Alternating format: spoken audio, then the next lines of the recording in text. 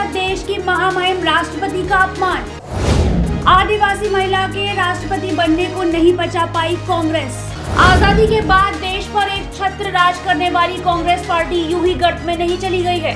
Party को खत्म करने का एक बड़ा कारण कांग्रेस के नेताओं का बड़बोलापन और बेतुकी बयानबाजी को माना जाता है।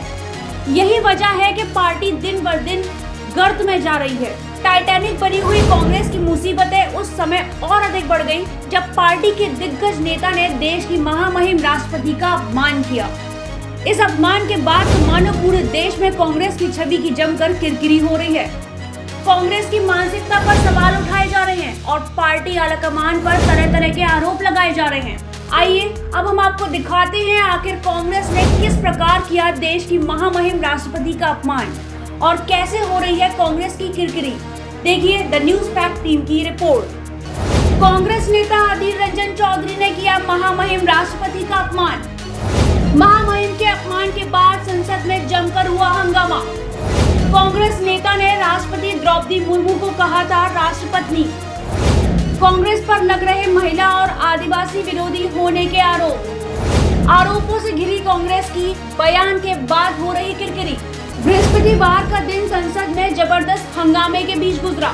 महामहिम राष्ट्रपति द्रौपदी मुर्मू को राष्ट्रपत्नी बोलने पर संसद में भारी हंगामा हुआ है। कांग्रेस नेता अधीर रंजन चौधरी ने बुधवार को दिल्ली में पार्टी के एक प्रदर्शन के दौरान राष्ट्रपति के लिए इस शब्द का इस्तेमाल किया था। इसे अब भाजपा ने मुद्दा बना लिया है। संसद में वित्त मंत्री निर्मला सीतारमण और स्मृति ईरानी ने कांग्रेस पर तीखा हमला बोला। स्मृति ईरानी ने कहा कि इसके लिए कांग्रेस को पूरे देश से माफी मांगनी चाहिए।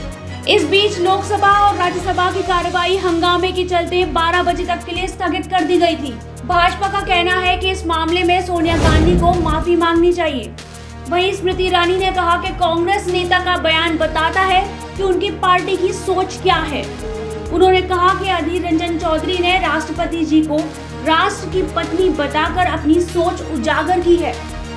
ये सभी जानते हैं कि कांग्रेस की सोच आदिवासी विरोधी है और महिलाओं के खिलाफ है।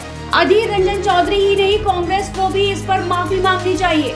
लोकसभा से लेकर राज्यसभा तक में भाजपा ने इस मसले को पूरी ताकत के साथ उठाया है। राज्यसभा में वित्त मंत्री निर्मला सीतारमण ने मोर्चा संभाला और कांग्रेस पर जमकर हमला बोला। उन्होंने कहा कि अधीर रंजन चौधरी की टिप्पणी महिला विरोधी है और सेक्सिस्ट है। इस बीच अधीर रंजन चौधरी ने सफाई देते हुए कहा कि अचानक उनके मुंह से ये शब्द निकल गया था। उनकी कोई गलत मंशा नहीं थी। माफी के सवाल पर अधीर रंजन चौधरी ने कहा कि चूक से एक शब्द निकल गया था। मैंने पहले राष्ट्रपति कहा और साथ साथ में राष्ट्रपत्नी शब्द निकल गया। अधीर रंजन चौधरी ने कहा कि कल और परसों लगातार हम लोग जब विजय चौक की तरफ प्रदर्शन कर रहे थे तो हमसे पूछा गया कि आप कहां जाना चाहते हैं, तो मैंने कहा था कि राष्ट्रपति से मिलना चाहते हैं। राष्ट्रपति बोलने के तुरंत बाद निकल गया कि राष्ट्रपति से मिलना चाहते हैं। मेरी टिप्पणी के बाद पत्रकार तुरंत निकल गए। मैं उन्हें मिलकर बताना चाहता था लेकिन वह मिले ही नहीं। अधीर रंजन चौधरी ने कहा कि सिर्फ एक बार ऐसा शब्द निकल गया और चूक हुई है, लेकिन सत्ताधारी दल तिल का ताड़ बनाने की कोशिश में जुटा है।